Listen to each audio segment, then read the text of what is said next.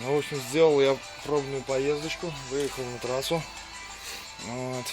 Ну, немножко проехал, до 80 разогнал. Вроде бы бежит нормально, лучше, чем с той головой было. И такого лязганья уже не слышно. Но вот сейчас зато двигатель вот когда нагрелся, появился какой-то стук вот тут в области шестого цилиндра.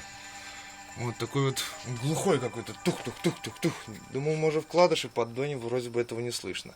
И именно когда слушаешь крышку клапана, вот тут слышно эти вот. И не постоянно, что он, конкретно тух-тух-тух-тух-тух-тух, а вот именно тух-тух-тух нету. Потом опять тух-тух-тух нету. Потом тух-тух, тух-тух-тух-тух нету. Вот так вот.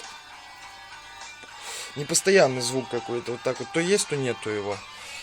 Я думаю, может опять, все-таки чуть-чуть встречается поршня вот, с клапанами. А может так что...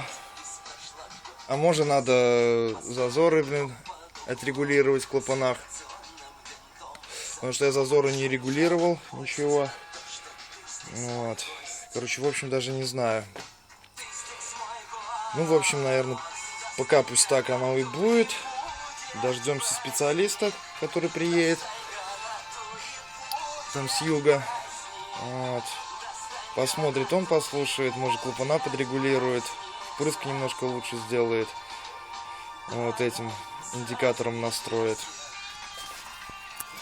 В общем, не знаю, что будет. Ну, прокладка вроде бы держит, что я старую хоть и поставил, как старую я уже объяснял. Масло.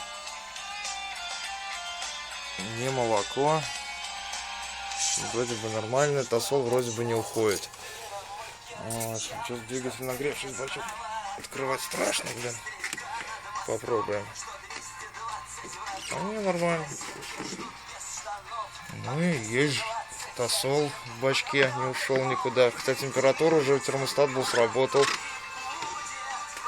Потому что он как-то было, работал, он там, сколько там показывал температуру, потом хоп, упала. А может так, что хер его знает. Ну, в общем, не знаю. Будем надеяться, что этот стук просто что-то там не переработалось. А может просто зазор в клапане большой. Вот, потому что колпачки эти, стаканы регулировочные я поставил с той головы, они также подходят. Но зазоры изменились, естественно. Тут, вот, в общем, не знаю. Короче, жду специалиста, в общем. Когда приедет, посмотрит, тогда расскажу, в чем причина.